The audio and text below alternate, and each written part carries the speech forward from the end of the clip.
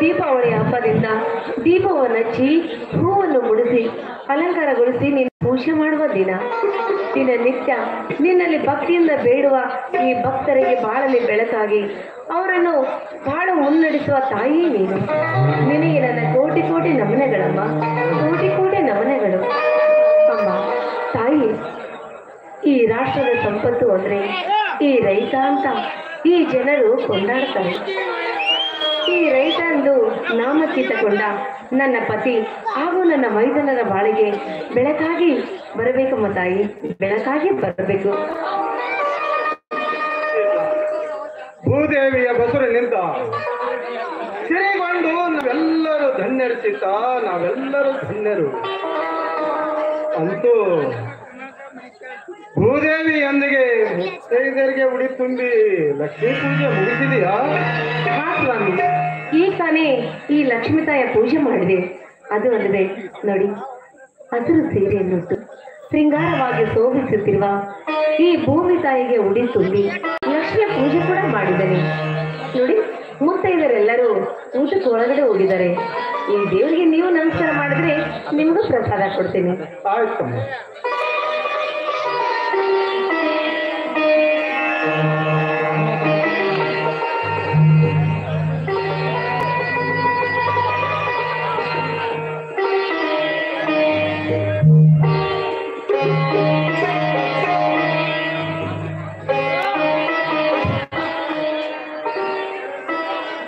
ಮಹಾಲಕ್ಷ್ಮಿ,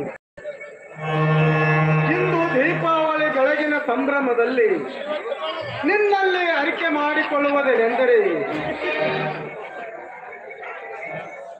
ಮಣ್ಣಿನ ಮಗನಾಗಿ ಚಿನ್ನದ ಬೆಳೆ ಬೆಳೆದು ಜಗತ್ತಿಗೆಲ್ಲ ಅನ್ನ ಹಾಕುತ್ತಿರುವ ರೈತರನ್ನು ನಾವು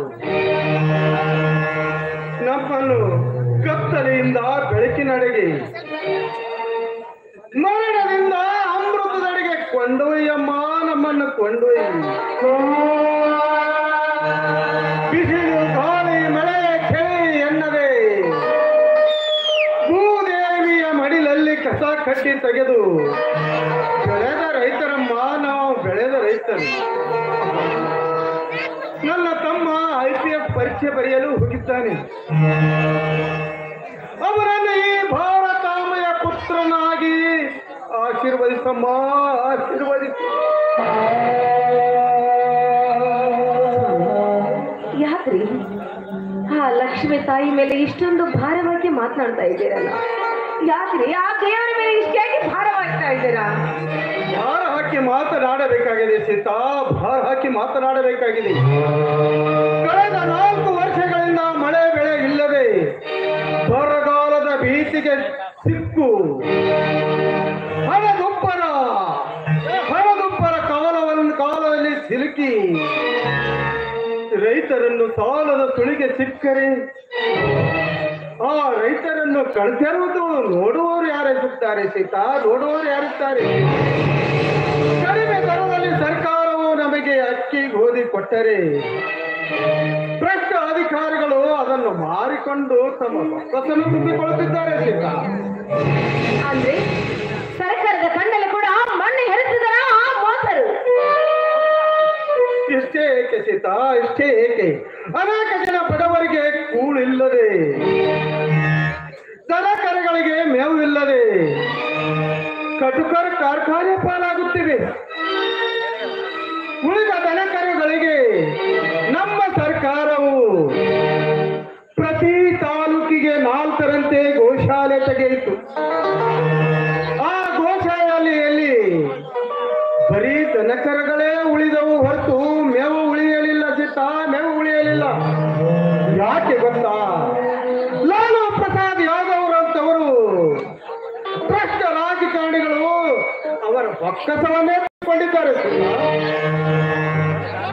ಚಿಂತೆ ಮಾಡಬೇಡ್ರಿ, ಈ ತರ ಮೋಸ ಮಾಡೋರಿಗೆ ಒಂದಿಲ್ಲ ಒಂದು ದಿನ ಆ ದೇವರು ಶಿಕ್ಷೆ ಕೊಟ್ಟೇ ಕೊಡ್ತಾನೆ. ಶಿಕ್ಷೆ ಯಾರಿಗೆ ಸೀತಾ, ಶಿಕ್ಷೆ ಯಾರಿಗೆ? ಹಗಲಿರುಳು ಬಡವರಿಗಾಗಿ ದುಡಿದು ತನ್ನ ಪ್ರಾಣವನ್ನೇ ಮುಡುಪಾಗಿಟ್ಟ ಅಂತವರಿಗೆ ಶಿಕ್ಷೆಯೋ, ಇಲ್ಲ ಭ್ರಷ್ಟ ಅಧಿಕಾರಿಗಳಿಗೆ ಶಿಕ್ಷೆಯೋ?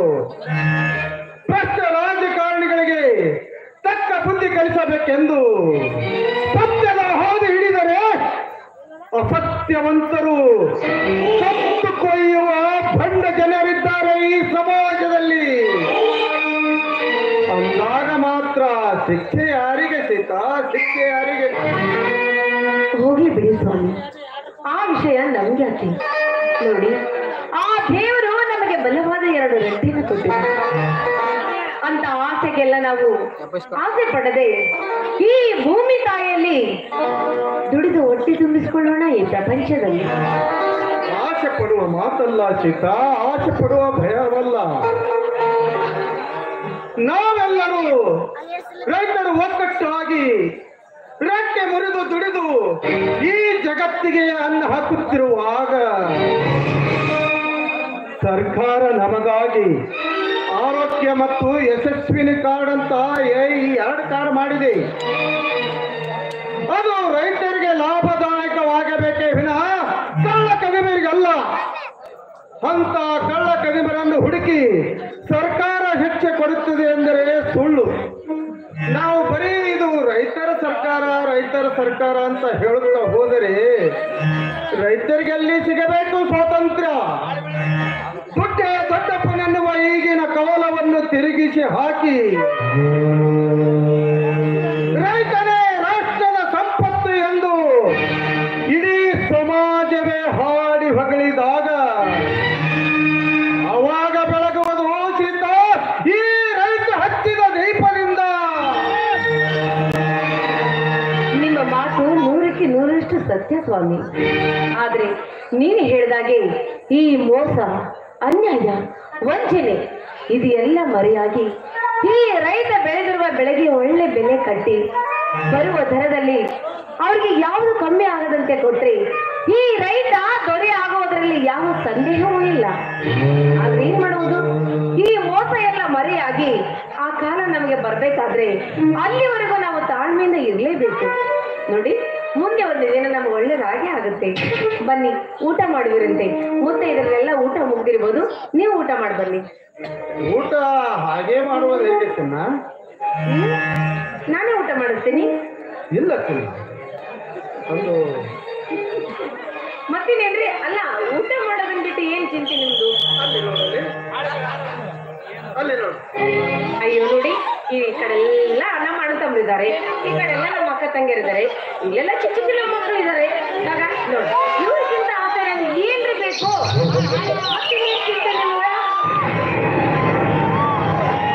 ಎಲ್ಲಿ ನೋಡ್ಲಿ? ಬಸವಣ್ಣ ಹೇಗೆ ಬರ್ತಾ ಇದ್ದಾನೆ ನೋಡಲ್ಲಿ. ಅಯ್ಯೋ ಹೌದಲ್ರಿ, ಈ ಮೇವ್ ಹಾಕಿಲ್ಲ ಅಂತ ಕಾಣಿಸುತ್ತೆ. ಅದಕ್ಕೆ ಕುತ್ಕೊಂಡು ನೋಡಲ್ಲ ನಮ್ಮ ಬಸವಣ್ಣ ಯಾಕೆ ಓಡಿ ಬರ್ತಿದಾರ ಅಂತ. ಆ ಬಸವಣ್ಣಂದಿರ್ಲಿ, ಈ ಬಸವಣ್ಣಂದು ಏನು ಸುದ್ದಿ ಅದ್ರ ಹೇಳಿ ನೋಡಿಲ್ಲ. ಅಷ್ಟೇ ಇದೆಯಾ?